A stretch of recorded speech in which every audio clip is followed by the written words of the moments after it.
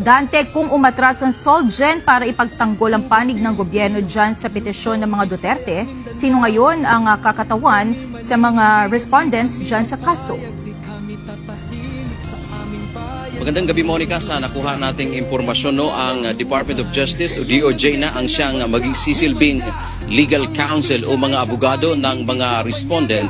At inaasahan din natin na ngayong araw ay mayroon silang isusumite sa Korte Suprema. Ang hindi pa lamang malinaw sa atin, Monica, kung ano yung kanilang isasubmit sa Supreme Court, kung ito na ba yung komentaryo doon sa hinihiling na komentaryo ng Supreme Court sa habeas petitions ng magkakapatid na Duterte.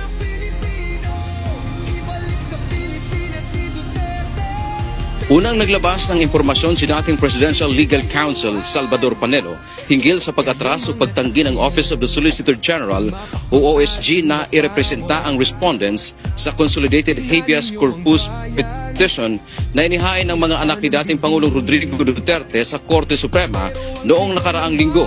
Hiniling ng magkapatid na Mayor Baste, Congressman Pulong Duterte at Kitty Duterte sa Korte na ibalik ang kanilang ama sa bansa at ito ay palayain. Sa halip na sumagot sa kautusan ng Korte hinggil sa petisyon, naghain kanina ng manifestation at motion ang OSG na nagsasabing ayaw nilang maging abogado ng pamahalaan o mga respondent.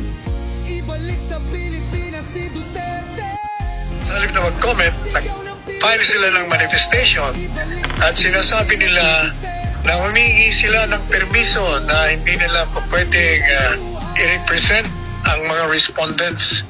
Lucas Bersamin, si PNP Chief Marvel, Secretary Remulla at si General Torre.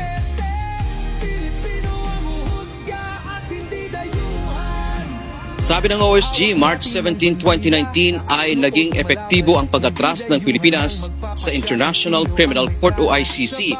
Dagdag pa nito, hindi admissible na makipagtulungan o kilalanin ang anumang proseso galing sa ICC pagkatapos na maging epektibo ang pag-atras ng bansa sa Rome Statute.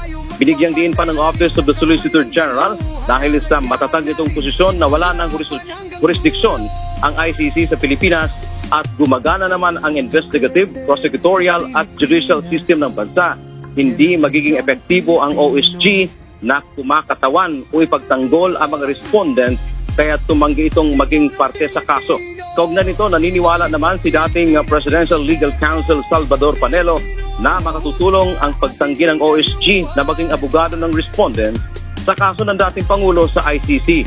Tamaan niya ang ginawa ng OSG na huwag ipagtanggol ang gobyerno sa illegal na ginawa nito.